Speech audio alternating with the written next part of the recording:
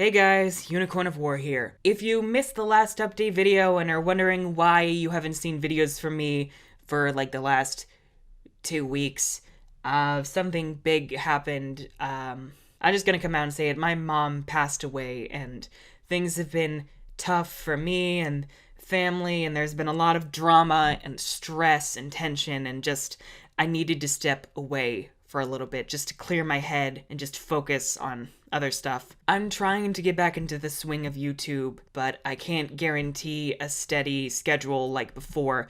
It's not going to be every weekday like it used to be. I think maybe it's just going to be for a while Friday reviews unless something, again, big happens. But yeah, I've just been trying to focus on my book. I put out a teaser trailer last week, and I'm kind of happy with how it turned out because who knew you could turn that on like 2 days of After Effects? So I've just been trying to dive into my work to like keep myself, on the path. Keep myself sane, really. So thank you for your patience. If you could, I would really appreciate you supporting me on Patreon. Even just $1 a month means so much and helps so much. And I also started merch. It's really just to test the waters. So if you like the designs, I don't know, you do you. Just support in any real way I would, infinitely appreciate. Anyway, that all said and done, let's get on with the regular video. This was recorded before everything happened, so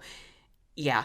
Enjoy! Tales of Xillia made a few changes to the series when it first debuted in Japan back in 2011. The art style was now watercolor, denoting a darker, more mature tone. The camera moved from in the air to over the shoulder, and the animation was handed over from Production IG to Ufotable, which, oh my god, was the right choice. It took 2 years to get Xillia in the West, but looking back on the game now, does it still hold up, or is it one of the games that's just kinda meh? Spoilers beware. Tales of Xillia has a pretty solid story. Nothing amazing, but it is enjoyable. I do like the world that they created here. The whole two worlds must coexist thing is nothing new. In fact, it's an homage to Tales of Symphonia, the fan favorite of the series. I enjoyed it here, but I wish we got to see more of Olympias. Riza Maxia is a pretty interesting world though. Honestly, I don't even know how to classify it. Rashagal is relatively more developed, while Azul is highly traditional and spiritual. Places like Fenmont, Canvalar, and Shandu are especially a treat, and I find the idea of spirit climbs especially intriguing. I will say that while I don't mind the lack of a world map like in previous games, I'm not very fond of the generic pathways between locales. I will say there is a core problem in the fact the game markets itself as telling two stories from Drew and Mila's perspectives. They're hardly different. For the majority of the game, it's exactly the same. The only parts that are different are the beginning, the separation after Fezabel Marsh, and the fallout of Mila's death, with some little aesthetic changes here and there. And oddly enough, Jude's story comes across as the more complete version. It just seems to be a very odd choice to try and pad the game. Alvin's character in general confuses me. He wound up in Riza Maxia as a child, and his mother was terminally ill. This made for an interesting premise and his conflicting motivations, but honestly he just annoyed me for the most part. Especially given his constant betrayals, and the fact the group decided to keep him around despite the fact he was clearly not trustworthy. And while I do enjoy the other characters, it kind of feels like they're on this journey with Mila and Jude for no reason at all. Leia specifically was injured in her youth by Spyrix, but it isn't really explored as much as it could have been. And while I do love Elise and Rowan's characters, I feel like they could have done much more to have been truly vital to the main story. Even so, I do enjoy this cast of characters and their dynamics, which, at the end of the day, is really what matters in a Tales game. Along with this, it seems there was a lot of cut content from the game to get it out for the franchise's 15-year anniversary. The reason there even is a Tales of Xillia 2 is because there was an entire other half of the game that was meant to be played in Olympias, meaning Luger and Elle. You'll learn more about him next week. Musée and the Chimeriad in particular feel like they were supposed to have been given much more development than they received. This also makes the ending feel quite rushed, to say the least. We arrive in Olympias and all of a sudden we're ready to risk it all on Spyrite. We do see some of the Olympians relying on Spyrix technology, but I don't think it was quite enough to change Mila and everyone else's views as quickly as it did. Xillia uses the Linear Motion Battle System, or LMBS, as previous entries. You move about the world and enter battles by touching enemies. In combat, you and 3 other party members fuck shit up. You can use basic martial art attacks, or use arcane or link arts which cost tech points or TP. For the record, martial arts increase your TP when you attack. I'm not a fan of the old TP system, but it does work fine. fine. What's new to Tales of Xillia is the link system. You can link with another character in battle, allowing them to support you with whatever techniques and tactics you decide would work best. This also gives you special bonuses along with link arts to kick enemies' asses. Just saying, Mila and Elise have the most overpowered link arts, and they are fantastic. I really enjoyed the link arts system, though my main gripe with it is that you can't use mystic arts, the major end-all be-all attacks, without a partner to link with. Meaning in the fights where you're on your own,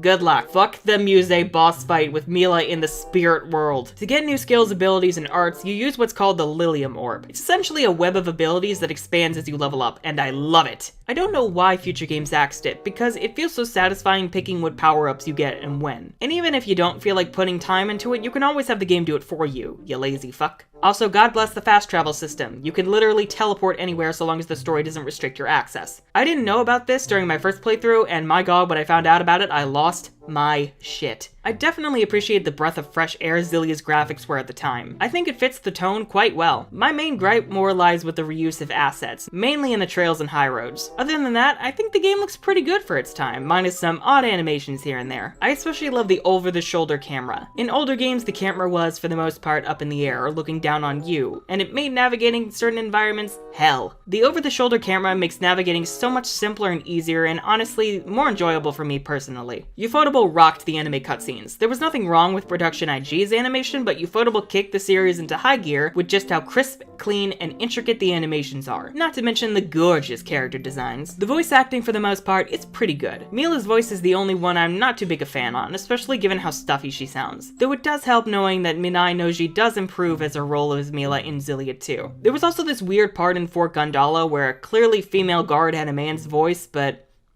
more memes at the end of the day. For the most part, the soundtrack is alright. It does its job and is enjoyable, but it's nothing spectacular. So all in all, Tales of Xillia is an enjoyable, solid experience. The story is nothing amazing, but you'll likely enjoy the characters at the very least, especially in the skits, and at the end of the day, that's the heart of the Tales franchise. The ending, likewise, is rushed, but considering Xillia 2 continues the story, I don't think it's that egregious. And now it's time for our traditional funny moments section, because Tales games are known for their comedy, and it's time to celebrate it.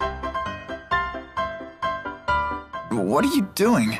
I'm cuddling you. I ship it. You see the way Mila freezes those enemies in their tracks? I guess she really is into bondage. Oh, is that what the technique is called? This fucking game. Maybe this is your punishment for treating the 4 great spirits like your personal servants? They may help out now and then, but they're the ones who pester me. They're like a bunch of bickering in-laws that never go home. I'm willing to buy it. One look at Greek mythology agrees. Let's just be grateful she didn't go with the male model, eh? Wouldn't bother me. You swing both ways? That's not what I meant. No, that is exactly what you meant. We all know the truth, Jude. Ivor, please leave as well. How should I put this?